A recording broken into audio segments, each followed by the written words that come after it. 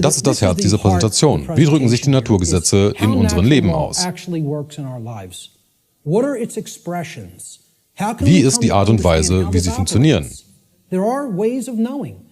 Man kann sie durch diese Ausdrücke erkennen und wissen. Wir haben ja schon darüber gesprochen, was die Naturgesetze sind und über die Grundlagen. Nun sprechen wir darüber, wie sie in unserem Leben wirken. Wir zeigen das gleich in einer Tabelle. Die Wirkungsweise der Naturgesetze drückt sich in den menschlichen Leben in 5 verschiedenen Arten aus.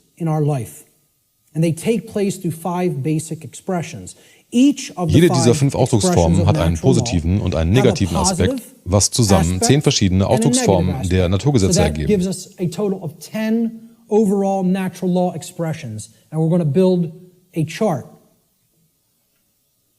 Das hier ist die Grundlage für unsere Tabelle. Es gibt einen positiven Ausdruck und einen negativen Ausdruck. Das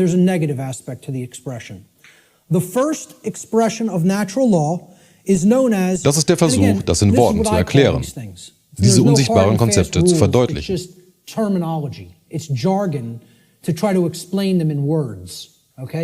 These are unseen concepts and laws in reality, in nature, in the nature of the universe. Okay, these are just English word terms that I'm applying to these concepts. Okay, so the first principle of natural law, das erste Feld ist die generative Polarität, die wir benutzen, um den Prozess in Gang zu setzen. In other words, this is the force or energy that we are using at the base level to start the process of creation. Unser aller Mitwirkung mit den Naturgesetzen formt unsere Realität. Wir manifestieren die Realität nicht alleine. With the laws of nature. So you can look at the first Die generative Polarität ist die benutzte Macht, um die nachfolgenden Dinge manifestieren zu lassen.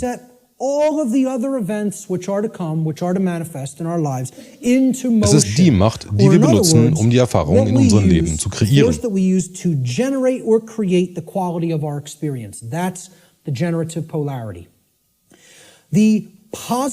Der positive Aspekt der generativen Macht ist Liebe.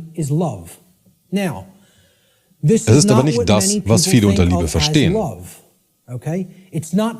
Es ist nicht die Liebe in einer Familie, in einer Beziehung, die Hollywood-Film-Variante oder im Schnulzen-Roman-Variante davon.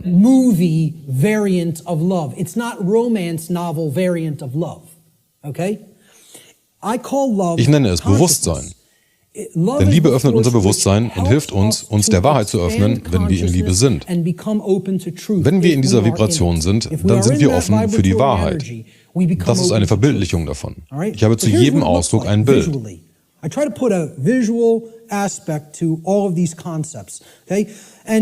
Viele dachten wohl, dass ich 2 Leute zeige, die sich küssen oder umarmen. Liebe ist in jedem Individuum, wenn vorhanden. Es hängt nicht von anderen Leuten ab.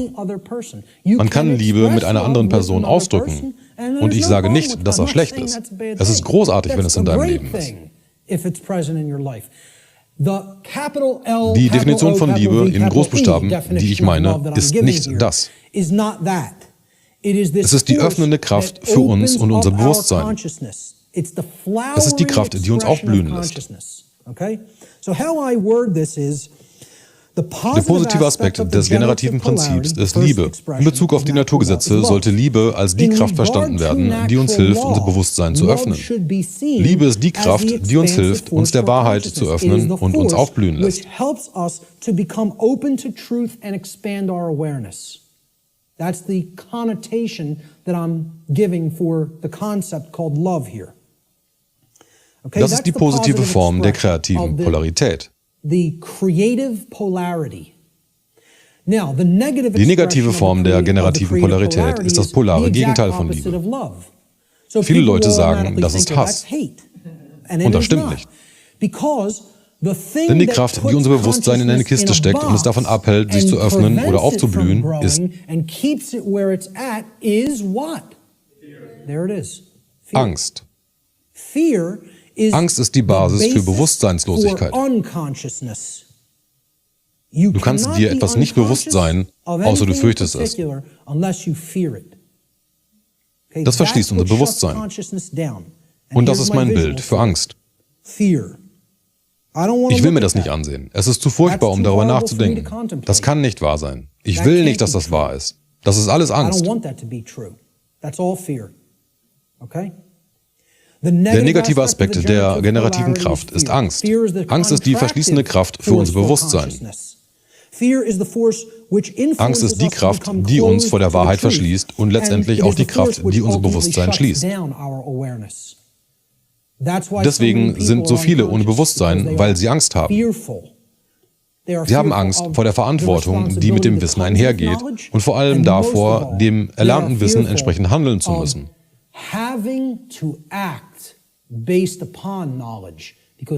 Denn dafür braucht man Mut. Die zweite Stufe ist, wie sich die gewählte Polarität in unserem Leben äußert, nachdem man den Stein ins Rollen gebracht hat. Es ist die Anfangsphase, wie es beginnt. Es ist auch die Stufe, wo man erkennbare und zählbare Ergebnisse erhält, abhängig davon, für welche Polarität man sich entschieden hat. Set the dynamic in motion by choosing between the generative polarities of either love or fear. All right? So, we choose Wenn wir Liebe love, gewählt haben, and dann passiert something etwas. Starts to happen. We become open to truth, right? Well, Wir love öffnen is uns the für die expansive Wahrheit force for und dadurch consciousness erhalten wir that opens etwas. our minds to the truth and awareness. So what do we gain as a result of accepting or existing in the vibratory energy called love? We gain Wir love, erhalten Wissen, which is the weil es das acceptance Akzeptieren of von truth. Wahrheit ist. Since Wenn love Liebe opens uns us für die up to Wahrheit truth, öffnet, ist knowledge Wissen is das its Annehmen der Wahrheit. reception. It is the receiving of truth. We Dadurch come to bekommen know. wir Wissen. Okay? So that's Ich how nenne it diese starts. Phase I call this die initiative the Phase. initiating expression.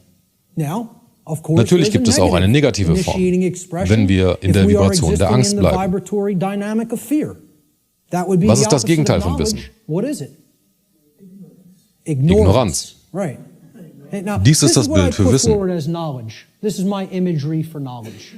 Okay? Das That's ist a ein being who Wesen, was knows sich kennt. himself. You know, and as the mystery Ganz nach dem traditions Spruch, of, der über dem Tor des Orakels von of Delphi Greece angebracht put war. forward, Kenne at the dich selbst Delphic und du Oracle. kennst das Universum. Know the self and you will know the Kennst du den universe. Mikrokosmos, In other words, know the dann kennst du auch den microcosm, you will Makrokosmos. know the macrocosm. Know Erkenne dich thyself. selbst. The Der positive aspect Aspekt of der this Startphase initiating zeigt sich in expression is Wissen, knowledge der or the Akzeptanz von acceptance of Wahrheit. truth. Knowledge Wissen beeinflusst die Qualität unserer Leben influences the positiv, weil es quality unsere of our Entscheidungsfindung lives in allen because it Bereichen des Lebens positively positiv beeinflusst. influences our Es gibt uns mehr Möglichkeiten und decision-making hilft uns, weiser zu entscheiden. that lead to understanding in every area of our lives. Willst du wissen, wie etwas funktioniert, um etwas Gutes in dieser Welt zu manifestieren, dann brauchst du Wissen. Wenn man ein Auto besitzt und es betriebsbereit halten will, braucht man Wissen. Das gleiche bei einem Computer oder bei seiner eigenen Psyche. Wenn man durch Verhalten etwas Gutes tun will, dann braucht man Wissen. Man kommt nicht aus dem Zustand, ohne zu lernen. Lernen ist der Schlüssel. Es ist die Antwort. Wissen ist die Antwort. Und Leute wollen das nicht hören. Sie wollen hören, dass wir das manifestieren können, was wir sagen, was wir wollen, ohne dafür zu lernen oder etwas tun zu müssen. Das funktioniert so nicht. Der negative Ausdruck der Startphase ist Ignoranz oder das Ablehnen von Wissen. Ignorance is the refusal of truth. It is the refusal to gain knowledge. Okay? Because Weil wir we are Angst in fear. haben. So here's Hier what ist I mein Bild put für Ignoranz. as the image for ignorance. You know? The population Die ignorante that is Masse, hypnotized, die sich mit wants to Nonsens keep und paying Trivialitäten attention to beschäftigt, nonsense and giftiges Essen in sich trivialities, reinschaufelt. tons of GMO food, Die lenken ihre crap Aufmerksamkeit auf physiology. Ablenkung. Mainstream-Medien. Pay attention Es dient to dazu, das Bewusstsein zu schließen und die Leute entertainment, depressiv zu machen. Mainstream news and media, you know.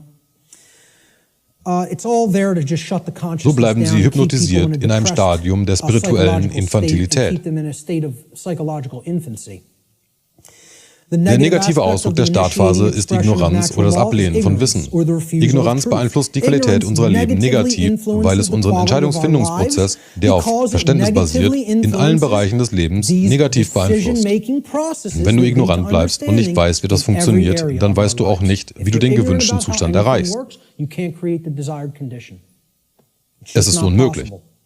Es ist wichtig, Ignoranz und Unwissenheit voneinander unterscheiden zu können. Unwissenheit bedeutet, dass die nötige Information nicht vorhanden ist oder unerreichbar. Ignoranz auf der anderen Seite heißt aber, etwas nicht wissen, obwohl die nötigen Informationen vorhanden sind und man sie willentlich verweigert oder vernachlässigt. Um uns in Ignoranz zu halten, müssen Sie die Informationen nicht einmal mehr geheim halten. Denn es ist nicht mehr geheim, es ist schon raus.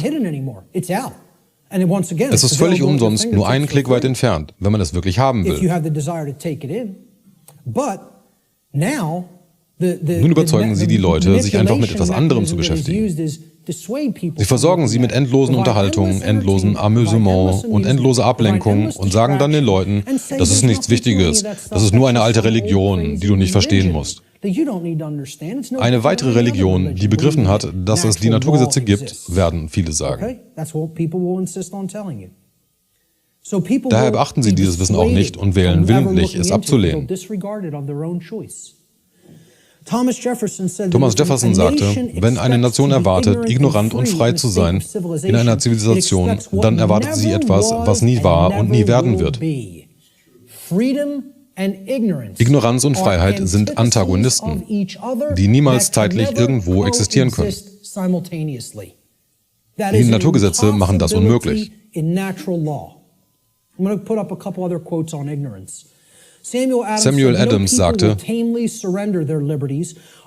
niemand wird zahm seine Rechte übergeben, noch wird man einfach unterdrückt, wenn das Wissen weit verbreitet und Tugend bewahrt wurde.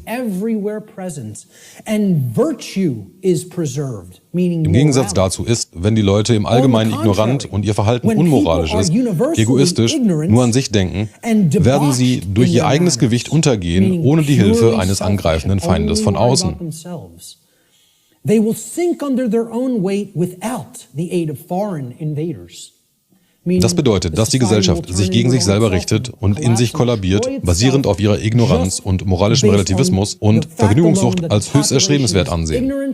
And they are ensconced in moral relativism and other forms of debauchery and just self-pleasure as their highest virtue, their highest desire. Sokrates sagte, dass das einzig gute Wissen ist und das einzig Böse ist Ignoranz. Und das ist ein Spruch, für den ich einmal bekannt sein will. Gewollte Ignoranz in der Anwesenheit von Wissen ist ein Maß für die Schlechtigkeit einer Person. Die Leute werden sagen, das ist extrem hart. Das ist wahr, aber es ändert nichts am Wahrheitsgehalt der Aussage. Sie ist auch wahr. Aber es ist ein harter Spruch. Leute in meiner Familie fragen mich, warum wir den Kontakt verlieren. Ich habe zu vielen aus meiner Familie den Kontakt abgebrochen, da einige sagten, ich weiß, was läuft und es ist mir egal.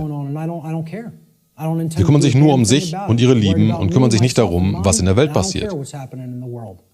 Wisst ihr, was man dazu sagt? Es ist eine schlechte Person. Lasst es uns nicht weich oder schönreden. Lasst uns das Kind beim Namen nennen. Sowas ist eine schlechte Person. Und ich möchte solche Leute nicht in meinem Umfeld haben. Ich opfere solchen Leuten keine Zeit. Ich umgebe mich mit guten Leuten, die sich kümmern, weil diese unsere Realität weiser miterschaffen. Und ich habe es vielen aus meiner Familie gesagt, weil dir alles egal ist, bist du eine schlechte Person. Wenn du das änderst, dann können wir wieder reden, aber bis dahin nicht.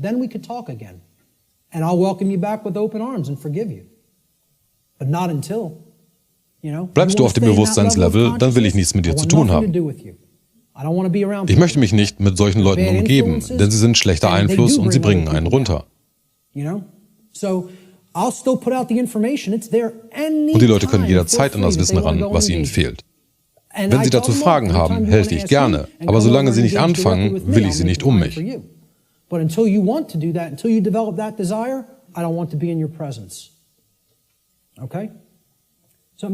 weiß nicht, ob das effektiv ist, aber es ist mir auch egal, ob es effektiv ist. Ich umgebe mich einfach nicht mit schlechten Leuten.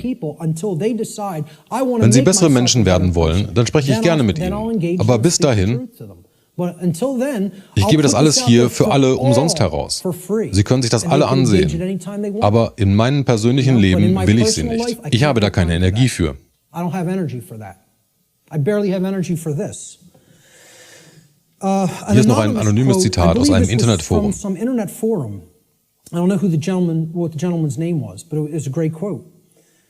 Ignoranz ist die Wurzel allen Übels. Weil nur Wissen Ignoranz auslöscht, ist es unsere Aufgabe und moralische Verpflichtung, uns zu bilden und zu erziehen, genau wie die Massen um uns herum. Es ist eine moralische Verpflichtung, wenn man Wissen erlangt hat. Genau deswegen tue ich, was ich tue. Ich mache das nicht, weil ich Leute mag. Glaubt mir, Barb wird euch erzählen, wie sehr ich Leute mag. Ich mache das nicht, um Freunde zu gewinnen oder Geld zu machen. Ich tue es, weil es eine moralische Verpflichtung ist und allein deswegen. Ich diene nicht den Leuten, sondern der Wahrheit. Wahrheit ist die Kraft, der ich diene, und mein Knie wird sich für nichts anderes beugen. Punkt. Einige sehr schöne Zitate, Thema Ignoranz. Der nächste Ausdruck ist das, was in uns passiert. Bis hierher haben wir uns für eine Polarität entschieden und es ist etwas passiert, die Akzeptanz oder Ablehnung von Wahrheit. Jeder hat die Entscheidung, jederzeit.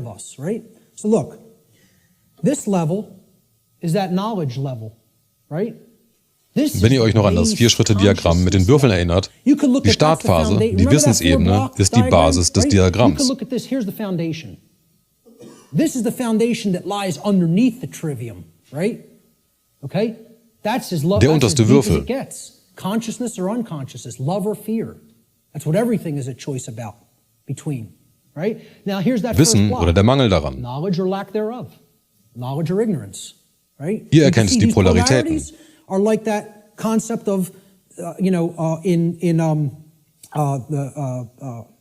polarity aspect of the. Wenn ihr an die Prinzipien denkt, das eine ist real und das andere ist die Illusion. Es sind zwei Aspekte des Gleichen. Bewusstsein oder der Mangel daran. Wissen oder der Mangel daran. Der gleiche Ausdruck, aber zwei Pole. Was passiert nach Wissen? Wir gingen zum Verständnis über. Verständnis ist ein interner Vorgang.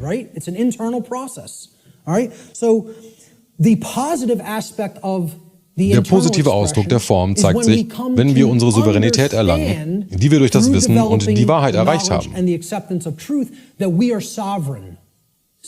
Souveränität ist eine interne positive Form des Ausdrucks der Naturgesetze. In Klammern darunter gebe ich noch Hinweise, wie ich diese Dinge meine.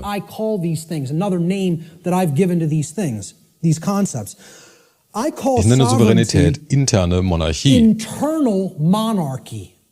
Mono ist griechisch für einer oder einzeln. Die griechische Vorsilbe an bedeutet keine oder nicht vorhanden. Und Archon heißt auf Griechisch Herrscher. Wir müssen also die alleinigen Herrscher über uns selber werden. Das ist unser Königreich, worüber wir herrschen. Mehr nicht. Wir herrschen nicht über andere. Manche Leute meinen, sie seien Herrscher von Leuten, aber das stimmt nicht. Jeder von uns ist ein souveränes Wesen. Souveränität bedeutet, dass du niemandes Eigentum bist. Man ist frei. Und das ist mein Bild für Souveränität. Jemand, der wirklich das Licht in sich hat.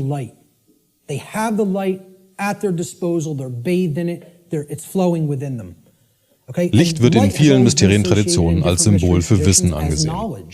Das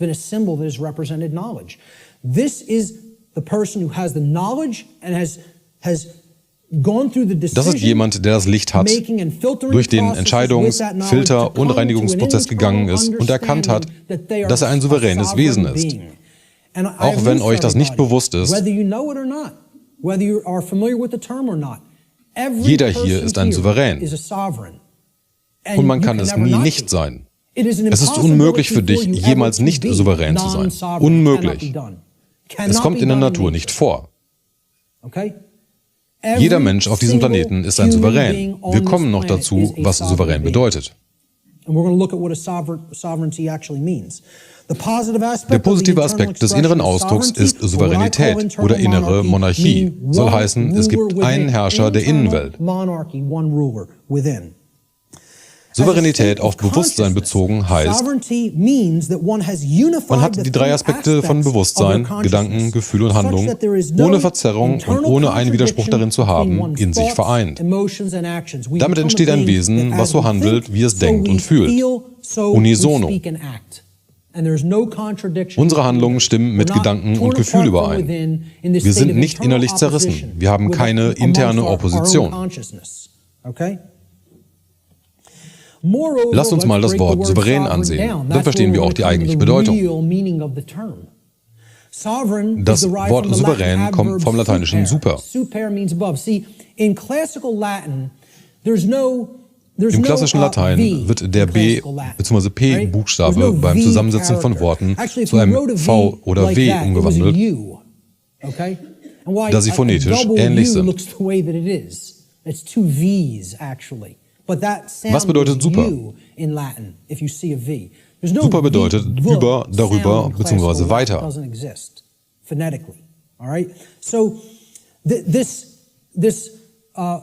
Das lateinische Wort regnum kommt von rex regis, was König bedeutet. Regnum bedeutet also Königsherrschaft bzw. von außen wirkende Kontrolle. But it was pronounced in Latin super, like super. Well, what does super mean? Super, you're beyond, you're above and beyond. Okay? It means above or beyond. That's what it means. A superman is one who's beyond an ordinary man, right? The Latin noun regnum Es bedeutet nicht Herrschaft über mich und meine Sinne, sondern im Sinne von ich kontrolliere dich, meinem Willen zu folgen, indem ich Zwang ausübe. In Latin, or regis, it means king. So regnum was the king's rulership. Regnum means his reign. Das ist das Konzept Herrschaft, was ich hiermit meine. Zusammengesetzt bedeutet souverän jemand, der über der Herrschaft oder der Kontrolle eines anderen ist. Souverän bedeutet, kein Eigentum oder kein Sklave zu sein. Jede Person ist ein Souverän. Externally, by imposing my will over your will through coercion. That's the context of rulership. Es gab nie, gibt es jetzt nicht und es wird niemals Legitimität für Sklaverei geben. Super regnum, sovereign, means above or beyond externally imposed rulership or control by another. That's what it means. Sovereign gab es nie, gibt es jetzt nicht und wird es niemals geben. To another being. Like a king, like one who considers himself a king. And it means not a slave to someone who considers themselves your master. That's all sovereign means, folks. Not a slave. And why I say every single Sklaverei ist ein illegitimes Konzept. A sovereign is because there is no such thing, never has been any such thing, and never will be any such thing as legitimacy to slavery. That has never existed, does not exist now, and never will exist. Slavery is an illegitimate concept. Niemand ist ein Sklave. Der Zustand der Sklaverei ist Leuten aufgedrückt worden, aber es ist nicht legitim. War es nie und wird es nie sein.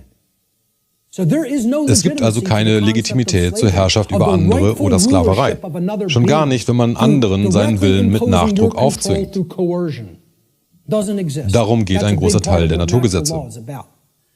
Merkt euch also, souverän bedeutet kein Sklave zu sein. Wir haben eine Umfrage gemacht und die Leute gefragt, ob sie ein Souverän sind. 10 oder 11% der Leute haben Ja gesagt. Man könnte das nun positiv sehen, denn einer aus 10 weiß, dass er ein souveränes Wesen ist. Das ist schon gut. Aber 90% der Leute wissen das nicht. Es ist schon traurig, dass 90% der Leute nicht wissen, dass es nicht rechtens ist, wenn andere sie als Besitz behandeln. Es gibt keine Legitimität für Sklaverei und die gab es nie. There is no such thing as someone else's legitimate rulership or ownership of you.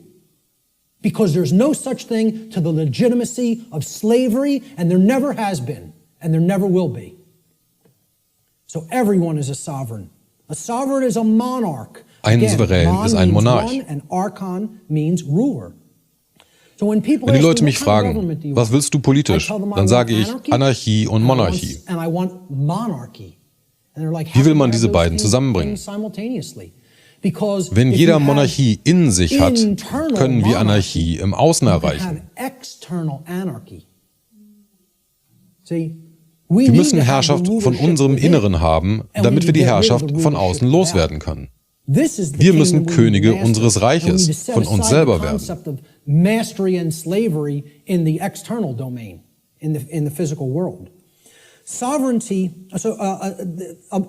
Ein Souverän ist ein Monarch, der einzige Herrscher über das Königreich des Selbst. Souveränität ist ein Zustand, bei dem man seine Gedanken, Gefühle und Handlungen kontrolliert. Und dadurch, dass wir diese in Einheit, in Einklang, ohne Widerspruch und ohne Dualität bringen, erreichen wir den Meistergrad für unser Bewusstsein. Souveränität kann als Äquivalent zu echter Selbstkontrolle, echter Selbstbeherrschung, echter Selbstwert oder echter Eigenbesitz benutzt werden. Alles dieser Dinge. Aber merkt euch, dass es kein Sklave bedeutet. Sehen wir uns nun den negativen Ausdruck dieser Stufe an. Es ist Verwirrung. Wir sind verwirrt, wenn wir ignorant sind. Es ist die emotionale Dynamik, also das Gefühl, was wir fühlen, wenn wir in Angst bzw. ignorant sind. Verwirrung kann hier auch als Mangel an Verständnis gesehen werden. Wenn wir kein Wissen aufgenommen haben, weil wir Angst haben, werden wir ignorant und wir sind innerlich verwirrt. Das oben ist sozusagen das Fundament. Der zweite Schritt ist die Basis aus dem anderen Diagramm und hier das erste Ergebnis.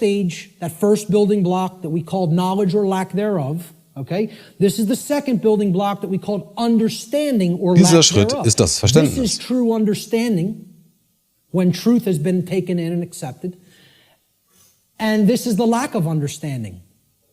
Souveränität als volles Verständnis und Verwirrung als Resultat des mangelnden Verständnisses. Wenn wir verwirrt sind, gibt es keinen internen Herrscher. Das heißt, wir haben interne Anarchie, was bedeutet, wir haben keinen internen Herrscher. Nicht, dass es keine Regeln gibt, sondern es bedeutet keinen Herrscher, keinen Meister. Wenn wir keinen internen Herrscher haben, haben wir ein Problem. Das ist ein Problem, denn damit haben wir keine Selbstdisziplin, keine Selbstbeherrschung, keine Selbstkontrolle und letztendlich keine Liebe für sich selbst. Wer sich nicht selbst liebt, kann auch keinen anderen lieben. Und man besitzt sich nicht selbst. Man ist nicht sein eigener Herr. Wenn wir uns nicht selbst beherrschen, passiert das, was uns als Spezies widerfährt. Manche Leute kommen auf die irrsinnige und illegale Idee, sie können andere Wesen besitzen. Und das ist das Bild, Thema Verwirrung. Er hat keinen Plan, ist völlig an seine Ego-Identifikation gebunden. Seine Gedanken drehen sich nur, ich bin der Geschäftsmann, ich bin der Banker oder der Anwalt. Das ist meine Identität. Und wenn das zerbricht, dann geht meine Identität dahin. Was ich bin, geht dann den Bach runter. Der negative Aspekt des inneren Ausdrucks ist Verwirrung oder interne Anarchie. Verwirrung ist der Geisteszustand, in dem das Wesen von Angst und Ignoranz beherrscht wird. Eine Opposition oder Widerspruch in seinem eigenen Bewusstsein. Verwirrung kann als interne Opposition gesehen werden oder als innerlich zerrissen sein. Soweit, dass die Gedanken, Gefühle und Handlungen dieses Wesens in ständigem Widerspruch untereinander sind.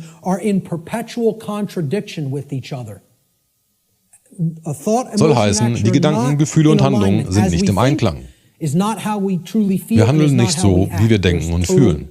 Es gibt keinen Einklang zwischen den drei Modalitäten des Bewusstseins. Das ist Verwirrung.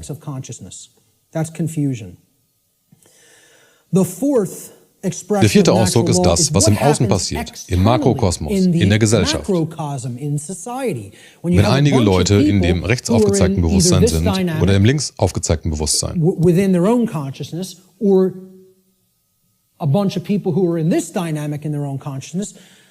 Eine Gesellschaft als Ganzes erlebt die Realität, die von den Individuen dieser Gesellschaft kreiert wird. Because the society at large is comprised of the aggregate quality of the individuals that comprise that society. All right? So, wenn wir nun Liebe gewählt haben, uns für die Wahrheit und Wissen geöffnet haben und dazu verstehen, dass wir souverän sind, was entsteht dann in der Gesellschaft? Freiheit. Externe Anarchie. Freiheit kann nur dann entstehen, wenn die vorherigen Schritte durchlaufen wurden. Es kann nicht magisch oder auf eine andere, wundersame Weise entstehen. Wenn wir frei sein wollen, dann ist das der Weg. Bewusstsein, die Akzeptanz der Wahrheit und durch Selbstmeisterung erkennen, dass wir souverän sind. Anders ist es nicht möglich. Und das ist mein Bild für Freiheit. Das Bild ist das Beste, was ich je in oder von einem der Bücher, die ich gelesen habe, finden konnte.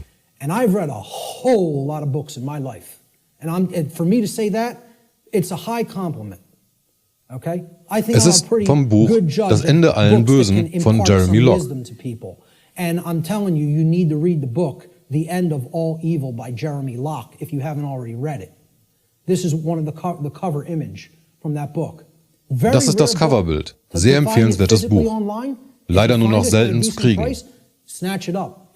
Ich hatte eins davon, aber ich habe es mal verliehen und es war weg. I had a physical copy of this book. I lent it out, took off. Forgot who I lent it to. It happens, right?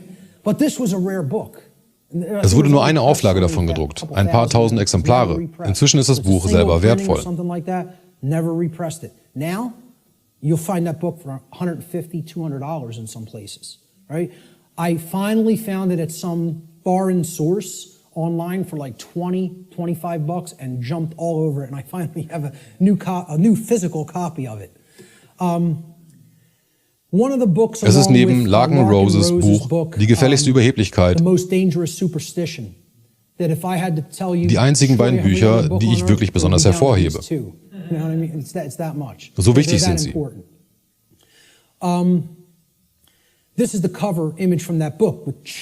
Die Ketten werden zerbrochen, die die Welt zuvor in Gefangenschaft hielt. Das ist es, was Freiheit bedeutet. Es geht nicht um meine Freiheit, sondern um unsere Freiheit.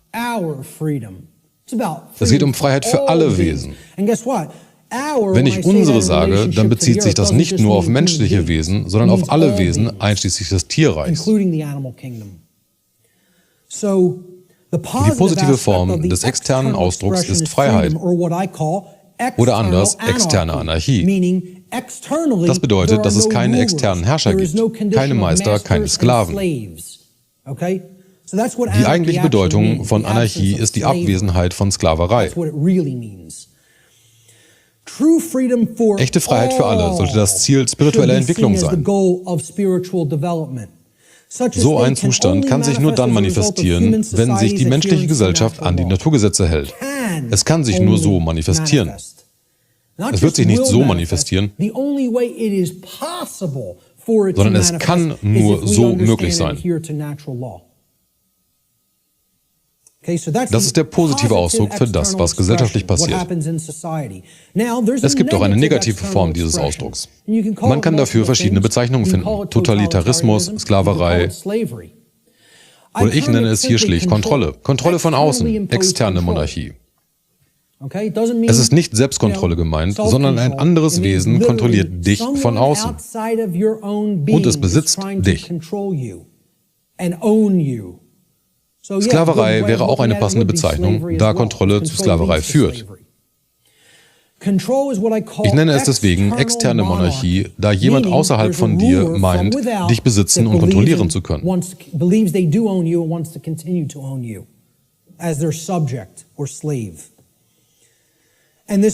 das zeigt sich in dem aufkommenden bzw. schon vorhandenen Polizeistaat.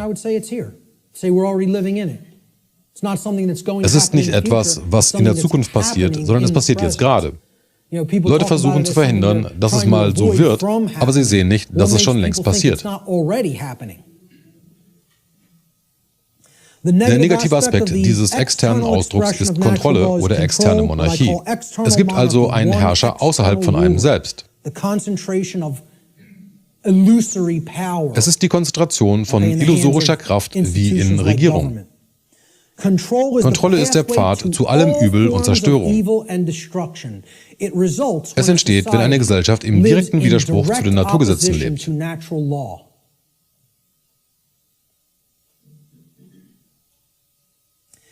Der fünfte und letzte Ausdruck, wie sich die Naturgesetze in unserem Leben zeigen.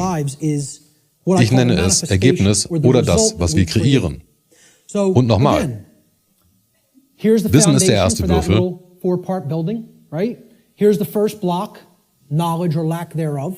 Verständnis oder der Mangel daran ist der zweite Würfel. Die gerade besprochene Stufe ist die Weisheitsstufe. Weisheit oder der Mangel daran. Genau deswegen sind wir im Kontrollsystem, weil wir alles Wissen zur Verfügung haben und uns in Ignoranz ergehen. Es sind definitiv zu wenige, die Wissen akzeptieren. Das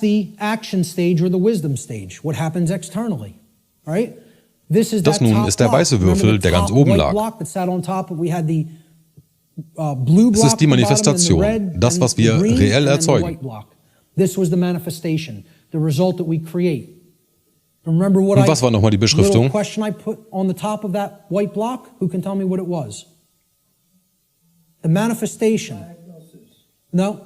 Ordnung oder Chaos.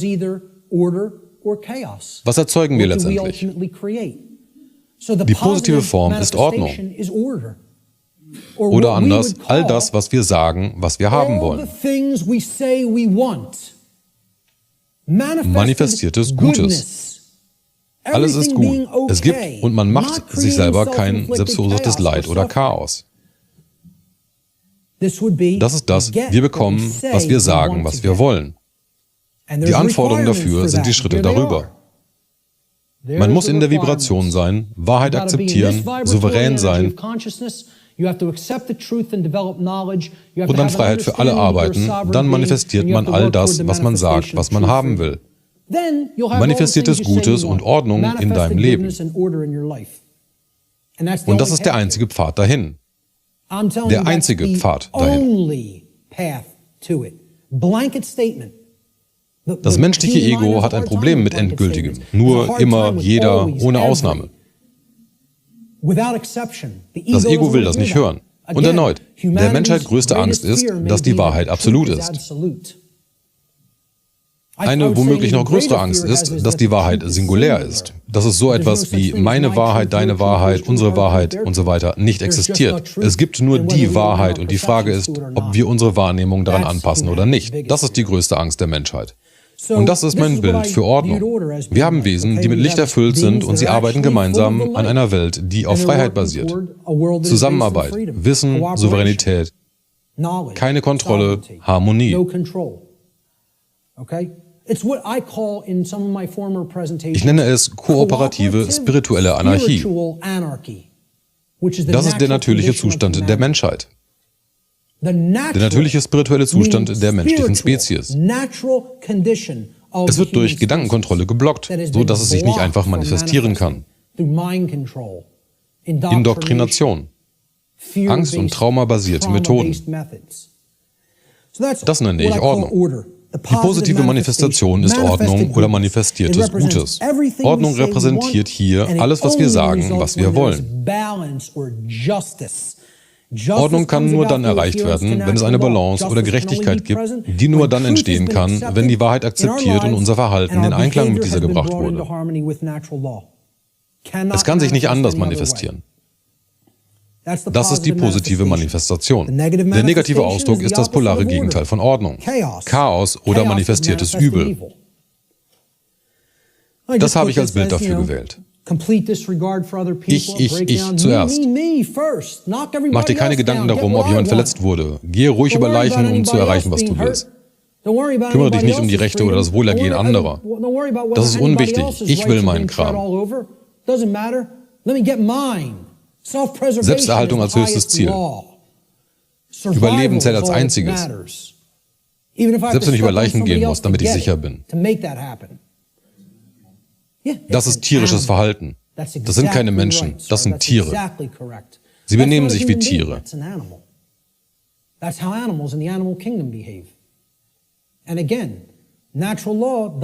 Aber für sie gelten die Naturgesetze anders, da sie nicht die gleichen geistigen und spirituellen Kapazitäten haben wie wir. Sag also nicht, dass das die natürliche Ordnung ist. Nein, das ist nicht. Es ist das exakte Gegenteil davon. Die natürliche Ordnung ist genau das, Ordnung. Es ist doch im Wortlaut zu erkennen, natürliche Ordnung. Das, was die Leute als natürliche Ordnung bezeichnen, ist die unsinnige Idee von sozialem Darwinismus. Ich nenne es psychopathisches Chaos. Psychopathie bedeutet eine Krankheit des Geistes. Psychopathie ist eine Geisteskrankheit. Psyche bedeutet auf Griechisch der Verstand. Pathos oder Pathologie ist eine Krankheit, ein Leiden. Psychopathen sind geisteskrank. Sie können keine Ordnung erschaffen. Alles, was sie erschaffen, ist Chaos. Ganz genau deswegen wollen sie, dass wir ihre Gedankenmuster übernehmen, weil sie nur Hölle und Zerstörung manifestieren. Daher wollen sie unsere Mittäterschaft und Kooperation, damit sie diese Dynamik ins Rollen bringen können. Unsere Energie muss ihnen übergeben werden, indem sie unsere Gedankengänge wie ihre machen. Ohne das wird ihre Vision für die Zukunft sich nicht manifestieren. Ihre Vision ist Chaos und Unordnung. Die negative Form der Manifestation ist Chaos oder anders manifestiertes Übel. Chaos ist das exakte Gegenteil von dem, was wir sagen, was wir wollen. Chaos resultiert aus einer Imbalance oder Ungerechtigkeit, die daher kommt, dass die Gesellschaft in Ignoranz zur Wahrheit und im Widerspruch zu den Naturgesetzen lebt. Das ist also unsere Tabelle und eine Sache möchte ich hier noch ansprechen. Die Manifestationen oder die Ausdrücke der Naturgesetze sind unilateral.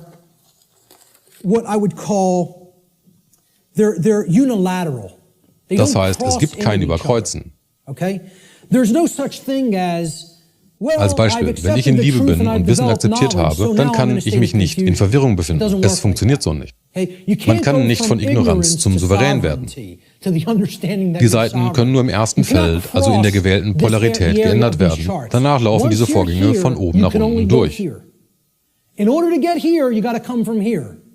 Wechselt man die Polarität, dann fängt man von neuem an. Sie sind unilateral und man kann keinen Schritt überspringen. Sie müssen nacheinander in der Reihenfolge durchlaufen werden. These expressions are unilateral. Okay? Man kann also nur über Freiheit zur Ordnung. Für Freiheit muss das Verständnis erlangt worden sein, dass man souverän ist. Um das zu erreichen, braucht man Wissen. Um wahres Wissen zu erlangen, muss das Bewusstsein offen sein. Man muss in der Vibration der Liebe sein.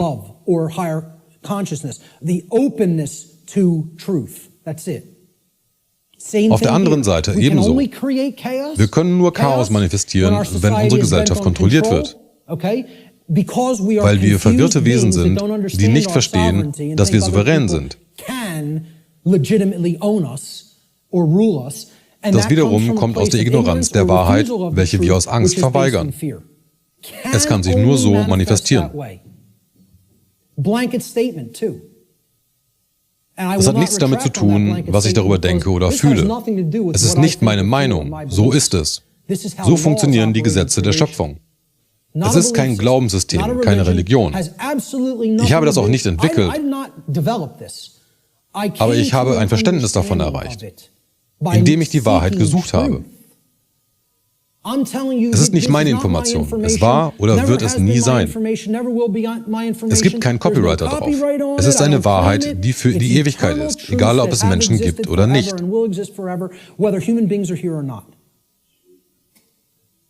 Lerne es und lehre es, gib die Informationen an alle weiter, die das begreifen können. Denn das ist der einzige Weg, wie wir aus dem Schlamassel herauskommen. Das sind die Ausdrücke der Naturgesetze.